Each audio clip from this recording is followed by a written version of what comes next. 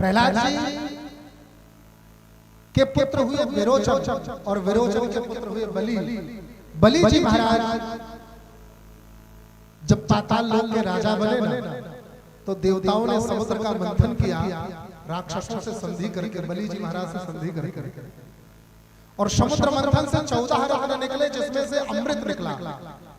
अमृत को राक्षस लेकर भगने लगे। तो भगवान ने मोहिनी रूप धारण करके दोनों को 2 लाइन में बिठाया, देवताओं को और राक्षसों को। अब धोखे से राक्षसों को भगवान ने मदिरा पिलाया और देवताओं को अमृत पिला दिया।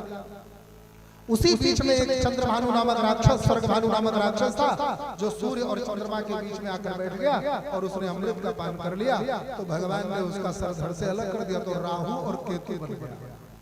9 ग्रहों के बीच में आकर बैठा था, तो 9 ग्रह 7 ग्रहों के बीच में आकर बैठा, तो फिर 2 उपग्रह बन गया, नवग्रह, राहु और केतु बन गया।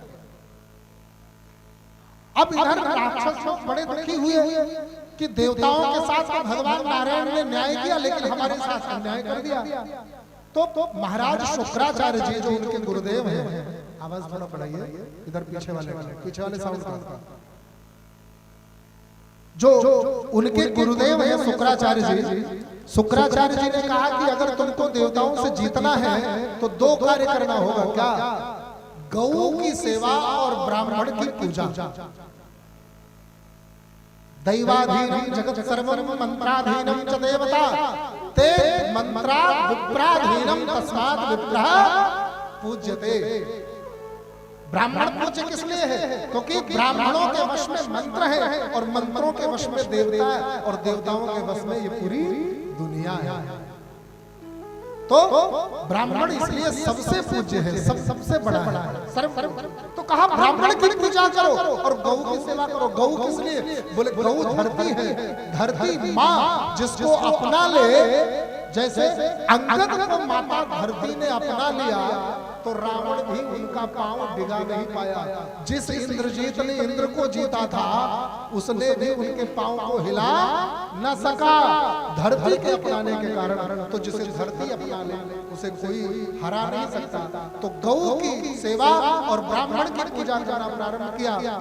एक दिन शुक्राचार्य जी की आज्ञा से सभी गायों को स्नान आदि करा करके महाराज बलि ने ब्राह्मणों को दान कर दिया है। उन्हें आभूषण रत्न से श्रृंगार करके ब्राह्मणों को दान कर दिया और विजयी भव का आशीर्वाद प्राप्त किया है। फिर देवताओं पर आक्रमण किया। देवासुर नामक एक भयंकर संग्राम इस धरती पर हुआ था, जिसमें देवताओं की ओर से धरती के सभी पुण्यशील राजा थे और राक्षसों की ओर से पापकर्मी राजा थे। दोनों पक्षों में युद्ध हुआ था। देवताओं को हार का सामना करना पड़ा, राक्षस जीत गए। जबकि देवताओं ने अमृत का पान किया था, फिर भी देवता हार गए युद्ध को, और देवता अपने प्राणों को संकट में जानकर भाग गए युद्ध भूमि से।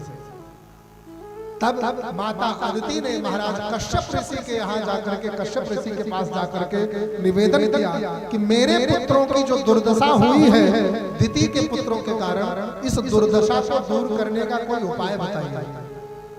तो महाराज कश्यप ने कहा कि जिन ब्राह्मणों के आशीर्वाद से राक्षसों को विजय प्राप्त हुई है, उन्हीं ब्राह्मणों की कृपा से ही राक्षस को पराजय मिल सकती है, वरना और कोई उपाय नहीं है। तो कहा कोई तो उपाय होगा, ब्राह्मणों की कृपा कैसे प्राप्त करें। तब उन्हें पयोग व्रत के बारे में बताया। ये जो फागुन का महीना चल रहा है, ये फागुन के परिवार से लेकर के त्रयोदशी तक 13 दिन का एक व्रत होता है, पयोग व्रत। जिस गाय ने बछड़े को जन्म दिया हो, उसी गाय के दूध को गोधूली की बेला में दुहा जाए और उस दूध को एक बार मात्र 24 घंटे में एक स्त्री पीवे और पुत्रेष्ठी मंत्र का जप करे। 13 दिन तक अगर वो पिए, 14वें दिन उसी गाय के दूध से खीर बनाए, सभी ब्राह्मण ब्राह्मणियों को खिलाए और उनका जूठा भाग खुद खा करके अपना व्रत तोड़े, व्रत पूरा करे, तो ऐसी स्त्री को बड़ा ही तेजस्वी पुत्र प्राप्त होता है। ये पयोव्रत महाराज कश्यप ने माता अदिति को बताया। तो माता अदिति ने पयोव्रत किया। 14वें दिन ब्राह्मण ब्राह्मणियों को बुला करके उन्होंने भोजन प्रसाद करवाया और उनका जो झूठा भाग था वो झूठा भाग, बचा हुआ भाग, उच्छिष्ट भाग उन्होंने खा करके अपना व्रत पूरा किया। फिर गर्भ में स्वयं परमात्मा आए हैं, भगवान नारायण समय बीतने पर जन्म लेते हैं, नाम पड़ा है वामन। वामन भगवान को सभी देवताओं ने कुछ ना कुछ उपहार दिया। कहीं 10 दिक्पालों ने आकर के उन्हें छत्र प्रदान किया, तो स्वयं सप्तऋषियों ने उन्हें कुशा का आसन समर्पित किया है, खड़ाऊ अर्पण किया है। माता अन्नपूर्णा ने उन्हें कमंडल भिक्षा पात्र दिया है, ब्रह्मा जी ने कमंडल दिया है। सब देवताओं ने उपहार दे करके उन्हें प्रोत्साहित किया और निवेदन किया, अब हम देवताओं के दुख को दूर करिए। भगवान वामन ब्राह्मणों के आशीर्वाद का दुरुपयोग करने वाले बलि को छलने चले हैं, छलिया बन करके आए, हम लोग दर्शन करते हैं भगवान वामन जी का। हरि